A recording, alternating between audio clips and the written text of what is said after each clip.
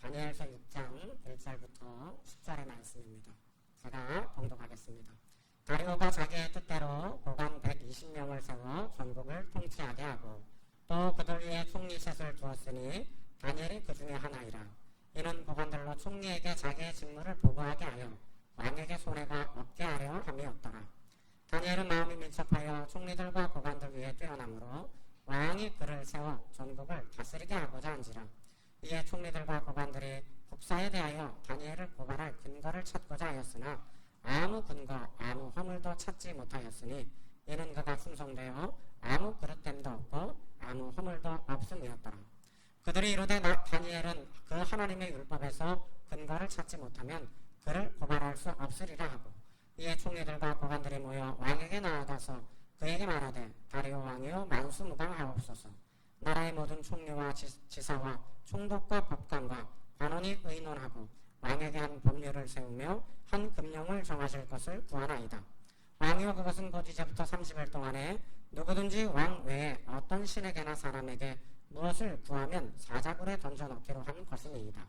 그런즉 왕이여 원하건대 금령을 세우시고 그 조서에 왕의 도장을 찍어 메대와 바사에 고치지 못하시는 규례를 따라 그것을 다시 고치지 못하게 하옵소서 하며 이에 다리오 왕의 조서에 왕의 도장을 찍어 금령을 내니라. 다니엘이 이 조서에 왕의 도장이 찍힌 것을 알고도 자기 집에 돌아가서는 윗방에 올라가 예루살렘으로 향한 창문을 열고 전에 하던 대로 하루 3번씩 무릎을 꿇고 기도하며 그의 하나님께 감사하였더라. 코로나19 팬데믹 상황에서요, 전 세계적으로 우리가 아는 것처럼 산업 경제가 다 다운되고 있습니다. 많은 부분 이전보다 많이 무너져 내린 그런 상황 가운데서요, 특별히 출판업계, 도서 출판량하고 판매량은 오히려 코로나 이전 상황보다 늘어났다고 합니다. 아마 그 이유가 사람들이 이제 혼자만의 시간이 많아지다 보니까 직장도 이제 출근하지 않고 집에 있는 시간들이 많다 보니까 책 읽을 여유도 있고 무엇보다도 이 코로나19와 같은 인생에 처음 겪어보는 이 팬데믹에 대한 공포 또 이것을 어떻게 하면 지혜롭게 극복할 것인가에 대한 물음으로 책을 구입하고 읽고 있기 때문이 아닌가 하는 생각이 듭니다. 그런데 이런 상황에서도요, 유독 2가지 분야만 출판량하고 그 판매량이 줄어들었다고 하는데요. 어디냐면 여행 관련 서적, 여행을 할 수 없으니까 여행 관련 서적의 판매량이 훅 줄어들었고 그리고 또 하나 종교 관련 서적이 판매량이 확 떨어졌다고 합니다. 우리나라에서 발행하고 판매되는 종교 관련 서적의 사실은 대부분을 개신교, 기독교 관련 서적이거든요. 특별히 그 중에서 이제 큐티 발매하는 게 굉장히 많은데 제가 지난주에 이제 들은 얘기로는 여러분들 다 아시는 어느 이제 유명한 한국의 그 큐티 출판하는 큐티 발행사가 곧 폐관을 한다고 해요. 문을 닫는데요. 그 이후에 코로나19 사태 이후로 큐티 판매량이 확 떨어져서 더는 버틸 수 없는 상황이 됐기 때문이다라는 거예요. 제 친구 목사님 한 분도 오랜 동안 지금까지 그 큐티 발행인을 하고 있거든요. 큐티집 만드는 일을 하고 있고 그 출판사에서 발행인 역할을 하고 있어서 그런 상황을 제가 또 참 누구보다도 또 먼저 듣고 잘 알고 있습니다. 근데 왜 유독 이 큐티 책이 이제 판매가 많이 떨어지고 어떤 큐티 회사는 이제 문을 닫아야 되는 그런 처지가 됐냐?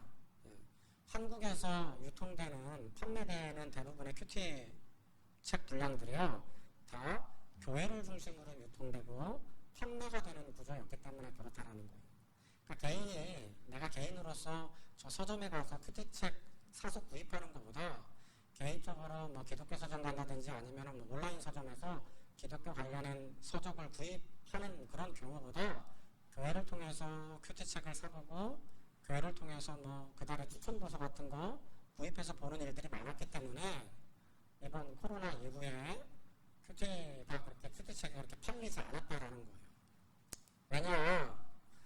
코로나 상황 때문에 사실은 교회가 지금까지도 이전과 같이 정상적인 예배와 모임을 가지고 있지 못합니다. 그러니까 전에는 교회를 통해서 큐티 책을 구입했는데 이제 교회 안 나오니까 모일 수 없는 상황이니까 덩달아서 큐티책도 사보지 않는 거예요. 그럼 이거는 뭘 의미하는 거냐면요. 그동안 사실은 우리 한국교회 대부분의 신앙인들, 성도들의 신앙이요. 굉장히 교회 의존적이었다라는 것을 말하는 거예요. 그러니까 열심히 큐티책도 사보고 교회에서 지도하는 대로 큐티도 하고 예배도 드리고 헌금도 하고 또 모임도 하고 했지만 이게 사실은 자발적인 자원에서 일어난 게 아니라 교회에서 시키니까 담임 목사가 하라고 하니까 그냥 누가 이렇게 하라고 하니까 여기서는 이렇게 해야 되는 건가 보다 싶어서 그냥 그렇게 해왔다라는 거예요. 그런데 이제 뭐 교회가 모이지 못하니까 더 이상 남들 눈치 볼 일도 없고 남이 사라고 해서 살 일도 없으니까 큐티 안 한다라는 거죠. 사볼 일도 없고 하지도 않게 되어지는 이런 상황이 됐다라는 거예요. 코로나19가 우리에게 던진 신앙의 커다란 질문이 있습니다. 그것은 뭐냐면 과연 나는 교회와 떨어져 있어서도 내가 과연 혼자 있을 때에도 그리스도인일 수 있을까? 나는 혼자서도 하나님을 예배할 수 있고 혼자서도 나의 믿음을 지킬 수 있고 어떤 상황이든지 간에 하나님 앞에 기도할 수 있는 그런 하나님을 붙들고 의지하는 그런 진짜 신앙인인가? 라는 그런 질문을 하게 되었다라는 거예요. 많은 이 교회에 특별히 관련된 분들, 특별히 이제 목회자들이 코로나19 상황 때문에 크게 염려하는 것이 있습니다. 저도 역시 목사님들 전화 받을 때마다 항상 질문 받는 게 뭐냐면 그 교회는 형편이 어때? 교인들 예배 잘 나와? 뭐 이런 거를 항상 물어봐요. 그러면서 우리가 이제 걱정스러운 게 뭐냐면 저 같은 목사들이 걱정하는 게 뭐냐면 이러다 교인들 상당수가 명령 교회를 떠날 수도 있겠다. 예수 믿는 신앙도 이러다가 다 코로나 때문에 버리겠다라는 위기감과 긴장감이 있는 게 사실입니다. 왜냐하면 지금 벌써 이 코로나가 3달째 접어들고 있고 이미 3달이 지났죠. 그리고 아마 1년 내내 올해는 계속 이런 어려운 상황이 될 것 같다라고들 이야기를 하고 있기 때문이에요. 왜 저 같은 목사들이 여러분 그런 걱정을 하고 있냐면 이러다 진짜 교회 문 닫겠다라는 걱정을 하는 이유가 뭐냐면요. 사실은 목사들이 누구보다도 한국교회 성도들의 자기들 교회 성도들 신앙의 수준이 어떤지를 잘 알기 때문이에요. 자생적이지 않다라는 거를 너무 잘 알고 있는 거예요. 그동안 교회에서 목사가 하라는 대로 교회 이제 몇몇 열심히 있는 사람들이 하는 거 따라서 큐티집도 사서 큐티 하는 거 흉내도 내보고 가서 뭐 예배 드리라니까 예배도 열심히 참석하고 원래 교회 오면 그렇게 열심으로 통성으로 기도하라고 해서 기도도 하고 뭐 헌신도 하고 헌금도 하고 했는데 이젠 이게 여러분 사실은 다 가능한 게 모여 있을 때만 가능한 거잖아요. 모이지 못하는 상황이 이렇게 계속 오래되어지다 보니까 그럼 이제는 뭐 어쩔 수 없네? 안 해도 되겠다 싶은 마음들이 들 수밖에 없는 거죠. 왜냐면 왜 그거를 해야 되는지 왜 우리가 모이고 왜 예배하고 왜 진실되게 말씀을 묵상하고 해야 되는지에 대한 그런 치열한 고민과 생각 없이 사실은 하라고 하니까 했던 게 우리 안에 너무 많았기 때문에 그랬다라는 것입니다. 아마 이 코로나19와 같은 전염병은요 이게 끝나고서도 아마 또 다른 질병이 또 올 수도 있습니다. 감기와 같이 계절 독감과 같이 계속해서 우리 주변에 남아있을 것입니다. 백신이나 치료제가 개발되기 전까지는 아마 계속 마스크를 쓰고 일상을 살아가야 될지도 모릅니다. 그래서 우리의 삶과 신앙에 대한 고민이요 같은 맥락을 가질 수밖에 없는 거예요. 삶에 대해서는 이런 코로나와 같은 팬데믹 상황에서 이전과는 단절된, 이전과는 다른 그 삶을 살아가는데 그럼에도 불구하고 일상의 삶을 흔들리지 않고 어떻게 살 것인가 이게 신앙에도 똑같다라는 거예요. 코로나 같은 상황에서도 흔들리지 않는 현실에 뿌리박은 그 영성을 우리가 과연 어떻게 가꿀 것인가 하는 것 이걸 다 여러분 분명히 표현하자면 내 신앙을 정말 내 안에 계신 그리스도께 깊이 뿌리를 내리고 있는가를 점검해보는 그런 순간이 된다라는 것이죠. 오늘 다니엘 6장에서 만나는 다니엘의 초안 현실 다니엘의 오늘 바벨론에서 살아가면서 그가 처한 현실은요, 아마 우리가 지금 코로나 팬데믹 상황을 살아가는 현실과 어느 면에서는 상당 부분 유사합니다. 이전의 삶과는 완전히 단절된 완전히 다른 세상을 살고 있다라는 것에서 그렇다라는 거예요. 다니엘은 여호야김 왕 3년 때 그가 아직 소년이었을 때 유다의 많은 사람들과 더불어서 특별히 유다의 귀족들, 왕족들과 더불어서 자기의 친구들이라고 불리는 그들과 더불어서 바벨론 포로로 사로잡혀온 사람이었습니다. 그리고 그가 소년 시절, 청년 시절에는 바벨론의 느부갓네살 왕, 자기의 나라를 무너뜨리고 성전을 약탈한 원수였던 느부갓네살 왕을 위한 청년 관리로서 훈련을 받고 그 앞에서 섬기는 사람이었습니다. 느부갓네살 왕 이후에는 그의 후계자들인 나보니두스라고 하는 왕과 다니엘서 5장에 나오는 벨사살이라고 하는 이방의 왕을 또한 섬겨야 하는 그런 자리에 있었고, 이제 그들 이후에 나라가 바뀌고 바사라고 하는 페르시아라고 하는 제국의 다리오 왕 그리고 고레스 왕의 시대까지를 살아오는 그런 사람이었다라는 것입니다. 이 모든 세월이요, 약 50여 년의 세월이 다니엘에게 흘렀습니다. 우리가 만나는 다니엘 6장의 다니엘은요, 이제 나이가 80이 넘은, 은퇴할 시기도 우리 식으로 치자면 한참 넘은, 이제 하나님께서 곧 부르실 때가 가까이 와 있는 그런 나이에 있습니다. 다니엘이요, 이 80년의 세월을 어떻게 우리가 한마디로 정의할 수 있냐면, 그의 조상인 야곱이 애굽의 왕 바로 앞에서 내 인생이 정말 120이지만 험악한 세월을 보냈습니다 라고 말한 것처럼 이 50년의 세월을 정말 험악한 세월을 보낸 거예요.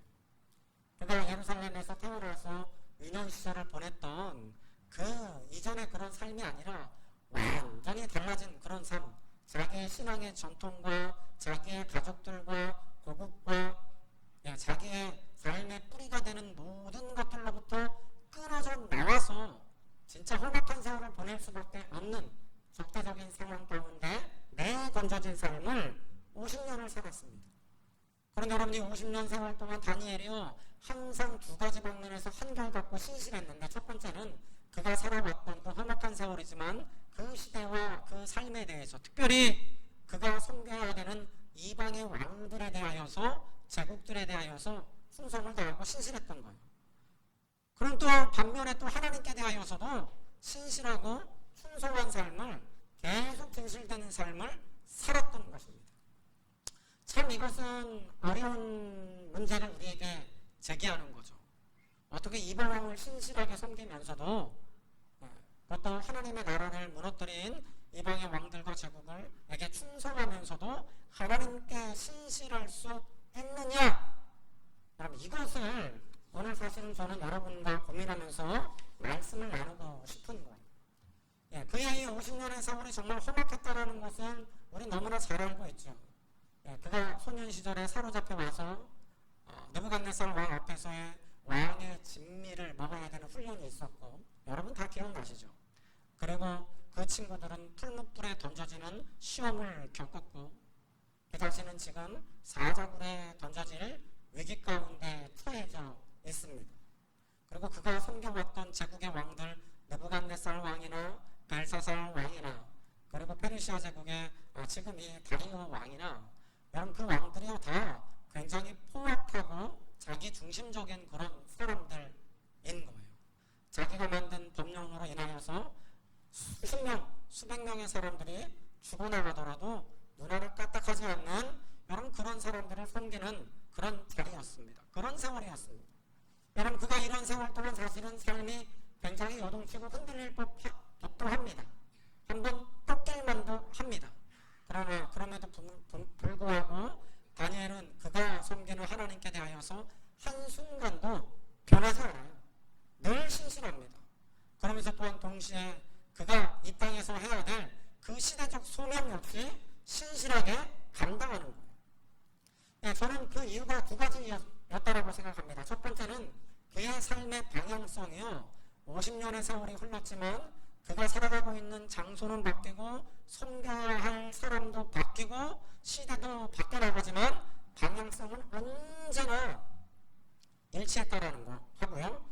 또 하나는 그의 신앙을 누구한테 부탁하는, 누구를 의지하는 신앙이 아니라 그 스스로가 하나님을 붙잡는 그런 신앙인이었다.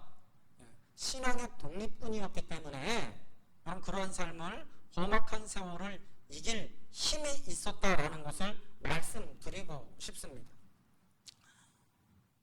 다니엘의 시대, 다니엘뿐만 아니라요, 다니엘 외에 많은 유다의 청년들, 특별히 유다의 귀족들, 유다의 왕족들이 포로로 사로잡혀서 바벨론에 와서 살았습니다. 굉장히 많은 백성들이 다니엘처럼 포로로 끌려와서 살아온 세월이었습니다. 그런데 여러분, 모든 그 사람들이 다 다니엘처럼 혹은 친구들처럼 자기들의 신앙을 분명히 붙들면서 여전히 유대인답게, 하나님 백성답게 살았던 게 아닙니다. 아마 거의 대부분의 사람들은요, 이제 새로운 시대가 됐기 때문에 더 이상 하나님의 성전도 없고 하나님이 다스리는 나라도 없고 하나님이 약속한 왕도 없기 때문에 이제는 뭐 하나님과의 관계가 끝났기 때문에 이제는 바벨론에 왔기 때문에, 제국 안에 있기 때문에, 우리가 섬기는 왕이 저 페르시아 왕이기 때문에 저들의 법에 맞춰서 저들이 하라는 대로 살아야겠다라고 생각하는 사람들이 많았을 거다라는 겁니다. 여러분, 그래서 그들은 스스로 바벨론화 되었고 페르시화 되었습니다. 바벨론의 종교인 마르둑을 받아들이고, 여러분, 페르시아 종교를 따라서, 페르시아 문화를 따라서 스스로 이름도 개명하고 적극적으로 그 안에서 살기 위해서 애썼을 것입니다. 그러면서 아마 굉장히 많은 수의 유대인들이 자기들의 신앙의 정체성을 던져버리게 됐을 거예요. 그럼 우리가 그것을 알 수 있는 것은 어디서 확인할 수 있느냐면은 70년 이후에 예레미야 선지자가 말한 것처럼 예루살렘으로 포로로 잡혀갔던 자들이 돌아올 때요, 다 돌아온 게 아니거든요. 정말 극히 일부만, 한 3만여 명 정도요, 제가 정확하게 숫자는 기억이 안 나지만 3만여 명 정도만 돌아오고요, 나머지 거의 대부분의 숫자들은 안 돌아와요. 여러 가지 이유가 있겠지만, 그러나 가장 큰 것은 그 험악한 세월을 보내면서 그들의 삶이 바뀐 그 시대 가운데, 바뀐 삶 가운데 동화되고 동요되었기 때문이었다라는 것을 말씀드리고 싶은 것입니다. 그런 방향성이, 다니엘과 같은 사람들은 그러나 일상이 흔들릴 때 완전히 그 세상이 변화되어지고 나라가 바뀌고 왕이 바뀌고 그 자신은 하나님의 믿는 믿음 때문에 이 커다란 사자굴에 던져지는 시험을 당하는 가운데서도 하나님을 향한 방향, 삶의 지조가 바뀌지 않는 것. 여러분, 오늘날 이런 사람들만이 사실은 코로나 이후에 우리의 신앙을 지키고 삶을 든든히 붙잡고 살아갈 수 있다는 것을 여러분 꼭 믿으시기 바랍니다. 우리는 이런 사실을 분명히 알아야 되는 거예요. 시대가 바뀌었다고, 코로나 이후 삶의 모든 상황이 바뀌었다고 이제 방향도 바꿔야겠다 라고 하면 진짜 코로나 때문에, 코로나로 인하여 바뀐 세상에서 우리는 다 무너지고 망하게 되는 거예요. 이쪽에 바벨론에 사로잡혀갔던 무수한 하나님의 사람들처럼 말입니다. 다니엘의 상황이 바뀌었지만 그러나 그는 계속해서 하나님을, 이스라엘의 하나님을 경배합니다. 그 하나님을 예배할 창문을 가지고 있습니다. 그 하나님을 기도합니다. 여전 그의 이름이 바뀌고 그가 먹어야 되는 음식이 바뀌고 그가 섬겨야 될 왕과 나라가 바뀌지만 여전히 그러나 하나님을 붙들고 있습니다. 가장 우선순위에 하나님을 두고 있고 하나님을 예배하는 것을 멈추지 않습니다. 방향성이 중요한 거예요. 그래서 그 방향성 때문에 그가 사자굴에 던져지는 시험을 당하더라도 여러분 그래도 그 방향성 때문에 그 시험을 이기고 살아남는 거예요. 그래서 든든히 뿌리를 내릴 수 있게 되는 것이다 라는 것입니다. 여러분, 이러한 방향성을 코로나 이후에도 우리가 분명히 가져야 하는 것입니다. 이 코로나 이후 사태에 우리의 신앙이 다 바뀔 거라고들 이야기를 합니다. 매주마다 연락이 오니까요. 나라에서도 연락이 오고 주말에는 외출을 자제하고 여러 사람이 모이는 거 자제하고 종교 생활하는 거 자제하시고, 저도 어저께 받았어요. 2번씩 오더라고요. 걱정이 되죠. 우리가 또 그걸 또 잘 지혜롭게 따라가야 되죠. 그러나 그렇다고 해서 여러분 이번 교회에 우리가 하나님께 예배드리고 하나님 앞에 모이는 우리의 삶의 방향성을 바꾼다면, 그래서 이제 예배도 멈추고 기도도 멈추고 우리가 하나님의 백성답게 신실하게 살아가는 모든 것들을 안전이라는 문제 때문에, 여러분 제가 안전을 쉽게 생각하는 건 아닙니다. 전염병을 쉽게 여겨서 이렇게 말씀드리는 거 아닙니다. 여러분 잘 아시죠? 이런 이유 때문에 이런 걸 다 그냥 쉽게 그만둔다면은 여러분 거기서 우리 같이 다 무너져 내리고 마는 거예요. 일상이 이렇다 바뀐 그 가운데서도요, 우리의 그 건강한 방향, 우리가 꼭 바라봐야 할 그 방향을 붙잡고 있어야 되는 거예요. 두 번째, 신앙의 독립군이 되어졌기 때문에 다니엘은 그 험악한 세월을 이길 힘을 얻을 수 있었다는 것입니다. 이거를 저는 여러분 요즘 우리가 가지고 있는 큰 문제인 신앙의 외주화라고 표현하고 싶습니다. 신앙의 외주화요. 코로나 상황이 딱 발생하고 나서 세계적인 기업들, 우리나라 삼성이나 저 애플이나 현대자동차 같은 기업들 큰 어려움이 있었습니다. 어떤 거냐면은 중국에다가 공장이 다 있었거든요. 연구소들도 중국에 많았거든요. 그런데 중국이 코로나 제일 먼저 생겼잖아요. 그래서 우한 지역을 중심으로 다 중국 사회가 셧다운되고 공장도 문 닫고 안 돌아가니까 어떤 일이 벌어집니까? 원래 중국에 가면은 거기가 인건비도 싸서 싸게 만들고 14억 사람들한테 팔아먹을 수 있으니까 그런 거 보고 다 공장을 그쪽으로 다 갔단 말이에요. 연구소도 갔고. 그런데 지금 이 코로나 상황 나고 나니까 제일 위험한 것이 바로 그런 것 됐잖아요. 우리나라 현대자동차죠. 중국에서 만드는, 중국 공장에서 만드는 100원짜리인가요? 그 부품이 없어가지고요. 며칠 동안 되게 상당한 기간 동안 공장이 돌아가질 못했어요. 자동차를 만들지 못했대요. 그런 일들이 지금 막 일어나고 있으니까 지금 이 세계적인 기업들이 어떤 생각을 하냐면, 야, 저 중국에 공장 있는 게 위험하구나. 다시 가져와야겠다. 다시 옮겨야겠다. 다른 데로 좀 안전한 곳으로 옮겨야겠다라는 생각을 하고 있는 거예요. 잠깐의 경제적인 이익을 위해서, 시장을 위하여서 외주화했던 것들이요, 공장을 밖에다가 줬던 것들이요, 지금 부메랑이 돼서 막 돌아오는 거예요. 여러분 우리 신앙에도 그런 외주화가 있잖아요. 가장 분명한 예로 우리 자녀 교육을 다 교회 학교에다가 맡겨놨어요.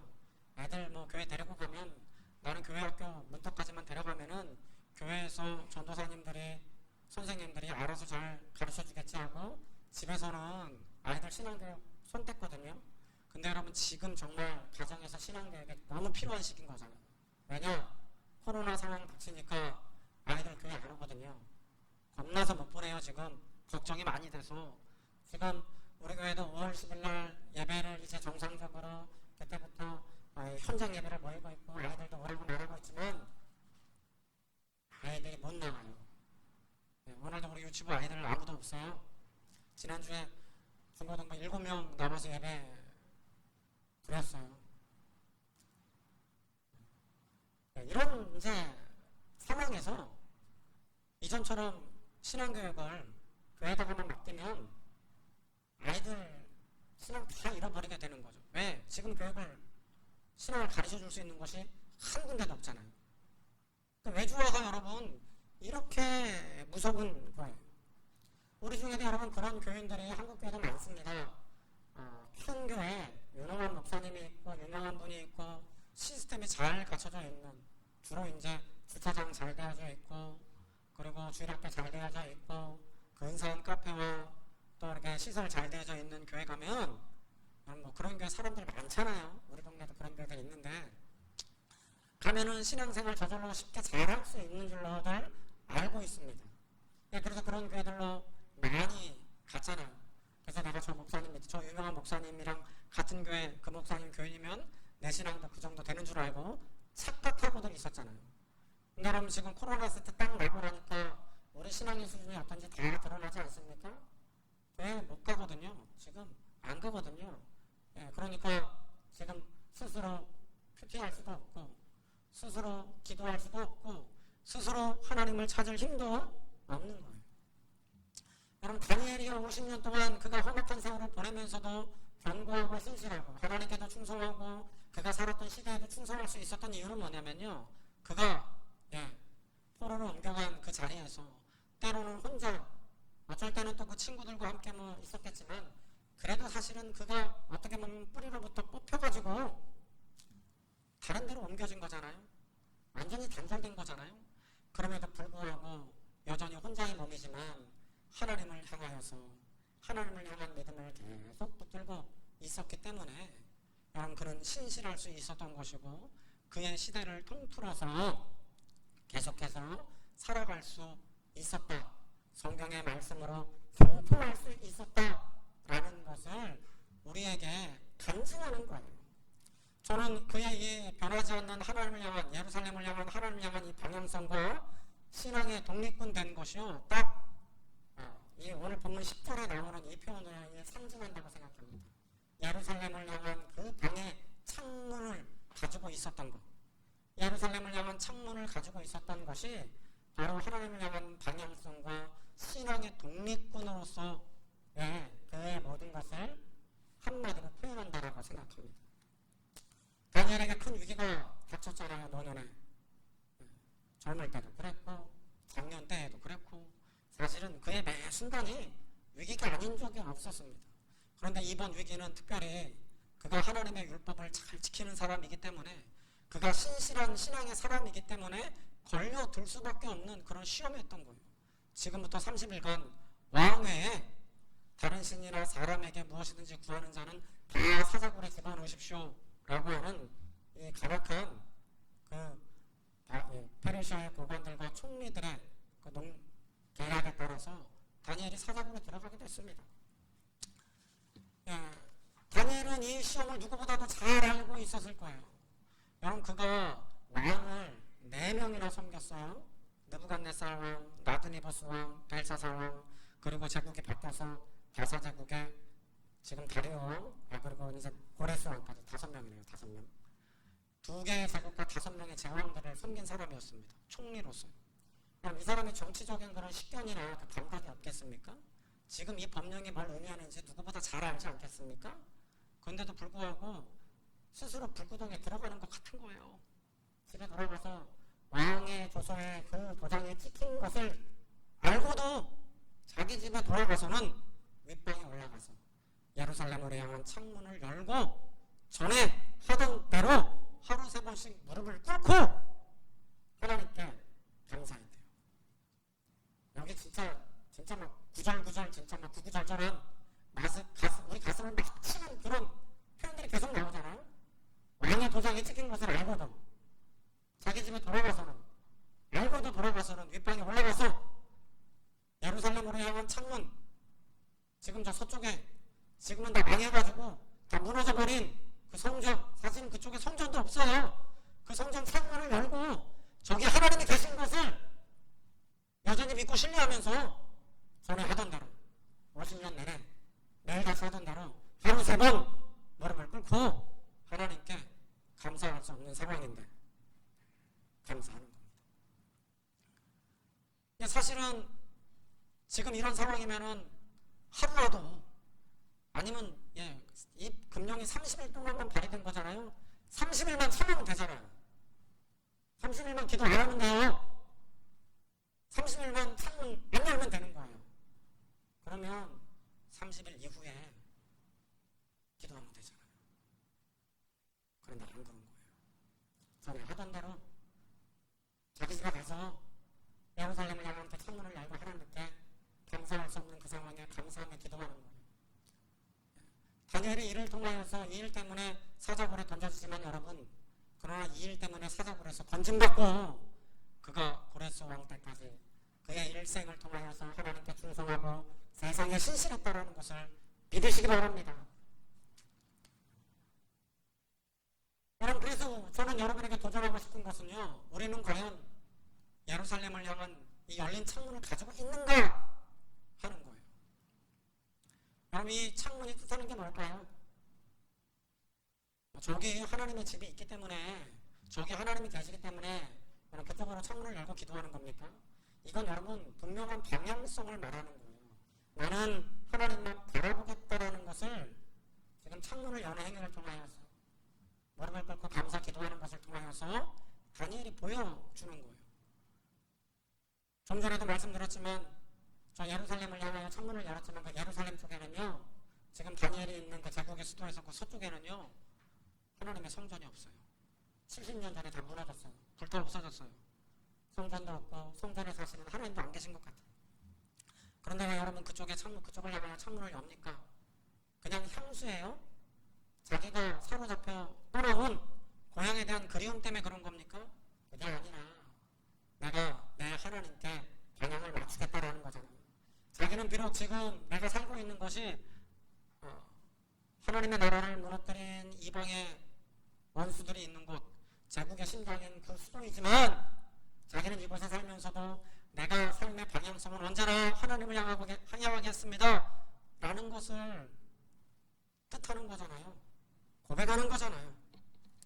그래서 이 창문을 여는 행위를 통해서 내가 속해 있는 것이 지금 느부갓네살이 세운 이 제국이 아니라 오히려 느부갓네살 왕을 통하여서 무너져 내린, 눈을 보기에는 무너져 내린 바로 예루살렘 하나님의 나라임을 지금 결단하고 보여주는 거죠. 여러분, 그 방향성, 그 창문이 있었기 때문에 다니엘은 살아갈 수 있었던 거예요. 끝까지 신실할 수 있었던 것입니다. 예루살렘을 향해 기도하는 것을 통해 그 자신을 이스라엘의 하나님의 방향과 일치시킨 거예요. 하나님의 목적과 가치를 받아들인 거예요. 다니엘의 마음이 하나님께 있음을 바로 이 제국의 심장에 있는 게 아니라 제국에서 자기가 차지하고 살아가는 자리에 있는 것이 아니라 시험에 있는 것이 아니라 하나님께 있음을 보여주는 것입니다. 그 창문은요, 다니엘이 기도를 내보내는 통로이기도 하면서 또한 동시에 예루살렘의 하나님, 우리의 하나님께서 다니엘을 찾아 들어오시는 통로도 되는 것입니다. 여러분, 우리에게도 이 위기의 순간에요, 하나님을 향한 인생의 창문이 있어야 함을 여러분 믿으시기 바랍니다. 여러분, 이 창문이요, 다니엘은 그가 예루살렘을 향한 쪽에 창문을 열고 하루 3번 기도하는 것이 하나님을 향한 창문이었다면, 여러분, 우리에게는 무엇이 그 창문일 수 있겠습니까? 어떤 분에게는 기도의 골방이 그 창문이 될 수 있을 것입니다. 하나님을 만나는 특별한 장소가 그 창문이 될 수도 있을 것입니다. 이러이러한 것이 바로 창문입니다라고 제가 말씀드리기는 참 어려운 것 같습니다. 그래 여러분, 오늘날 하나님을 향한 우리의 열린 인생의 창문은 무엇이냐? 저는 바로 그것이 바로 우리 구주 예수 그리스도임을 여러분에게 말씀드리고 싶습니다. 다니엘이 하루 3번 창문을 열고 하나님을 향하여서 하나님을 바라보며 감사기도했던 것처럼요, 우리 그리스도인들은요, 믿음의 주에 온전케 하시는 인 예수를 날마다 바라보아야 하는 것입니다. 예수 그리스도가 우리의 창문이 되어주고 우리의 인생의 어느 순간이든 험악한 세월을 살아가고 있건 간에 시험의 상황에 있던 간에 언제든지 바라보고 사모하고 돌아가야 할 우리의 창문임을 여러분 믿으시기 바랍니다. 하나님이 사랑하는 성도 여러분, 코로나로 인하여서 모든 것이 멈춰지고 무너지고 바뀌게 되어지는 이때 우리가 하나님을 향한 분명한 열려진 창문, 바로 그리스도 예수를 내 삶에 가지고 있다면 여러분, 우리는 어떠한 험악한 세상이 우리에게 닥쳐오더라도 이겨내고 극복할 힘을 얻게 될 것입니다. 하나님을 향한 열린 창문인 그리스도 예수로 말미암아 마침내 우리가 세상에서도 그렇고 하나님께도 신실한 하나님의 자녀로서 세워지고 든든해지는